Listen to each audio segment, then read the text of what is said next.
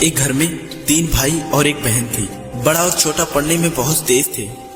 उनके माँ बाप उन चारों से बहुत प्यार करते थे, मगर मझले बेटे से थोड़ा परेशान थे। बड़ा बेटा पढ़ लिख कर डॉक्टर बन गया, छोटा भी पढ़ लिख कर इंजीनियर बन गया, मगर मझला बिल्कुल आवारा और गवार बन के ही रह गया। सबकी शादी हो गई। बहन और मझले को छोड़कर दोनों भाइयों ने लव मैरिज की थी।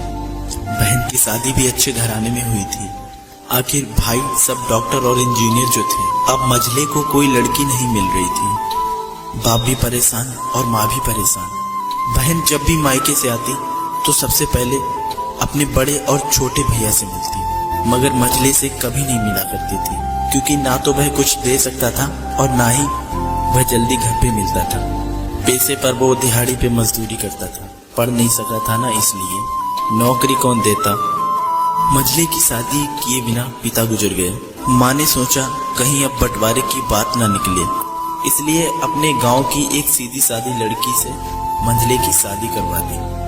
शादी हो जाने के बाद न जाने क्या हुआ कि मंझला एकदम लगन से काम करने लगा। दोस्तों ने कहा, ये चंदू आज अड्डे पर आना।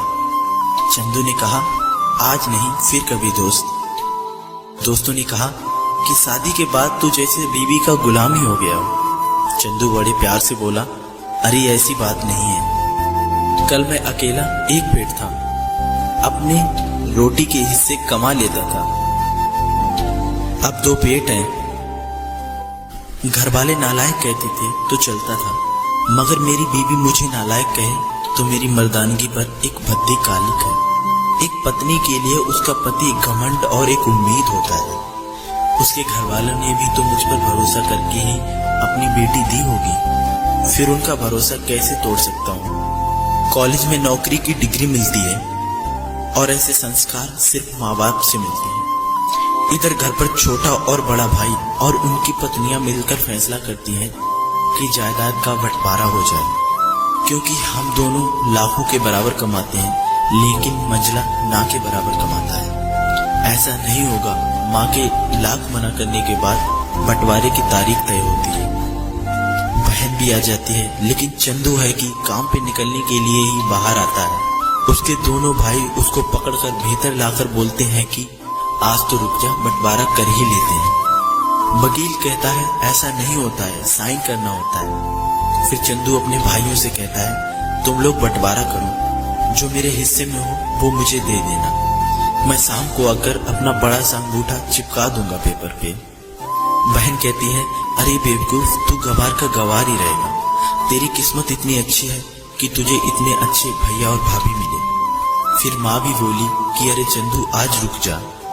बंटवारे में 10 बीघा जमीन में दोनों भाई 5-5 बीघा जमीन रख लेते हैं और चंदू को पुश्तैनी घर दे देते हैं। फिर चंदू चिल्लाता है, अरे हमारी छुटकी का हिस्सा कौन सा है। फिर दोनों भाई हंसकर बोलते हैं, अरे मूर्ख, बंटवारा भाइयों में होता है, बहनों के हिस्सों में तो सिर्फ उनका मायका ही है। फिर चंदू बोलता है, शायद पढ़ा लिखा ना होना भी एक मूर्खता है। आप दोनों ऐसा करो, मेरे हिस्से की वसीयत मेरी बहन छुटकी के नाम कर दो। फिर दोनों भाई चकित होकर बोलते हैं, फिर तू? चंदू माँ की ओर देखकर मुस्कुराकर बोलता है, मेरे हिस्से में माँ है। फिर अपनी बीवी की ओर देखकर मुस्कुराकर बोलता है, क्या मैंने गलत कहा? उसकी पत्नी अपनी सास से लिपटकर कहती है, इससे बड़ी वसीयत क्या होगी मेरे लिए कि मुझे माँ जैसी सासू मिली और बाप जैसा ख्याल रखने वाला पति मिला। बस यही शब्द थे जो बंटवारे को सन्नाटे में बदल देते हैं। बहन दौड़कर रोकर अपने गंवार भैया के गले से लगती है और कहती है, मुझे माफ कर दे भैया, क्योंकि मैं समझ ना सकी आपको। चंदू अपनी बहन को बोलता है कि इस घर में तेरा भी उतना ही अधिकार है जितना हम सबका है। मैंने माँ का चुनाव इसलिए किया क्योंकि तुम सब मुझे याद आओ, क्योंकि ये सब वही कोक है जहाँ हम सब लोगों ने 9-9 महीने गुजारे हैं।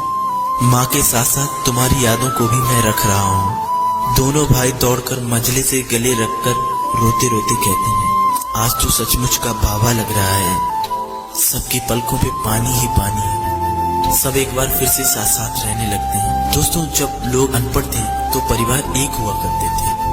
मैंने टूटे हुए परिवारों में अक्सर पढ़े लिखे लोग ही देखे हैं। दोस्तों ये वीडियो आप लोगों को कैसा लगा हमें कमेंट में जरूर बताइएगा। साथ ही साथ इस वीडियो को लाइक जरूर कीजिएगा और अगर आप हमारे चैनल पर नए आए हैं तो हमारे चैनल को सब्सक्राइब जरूर कीजिएगा।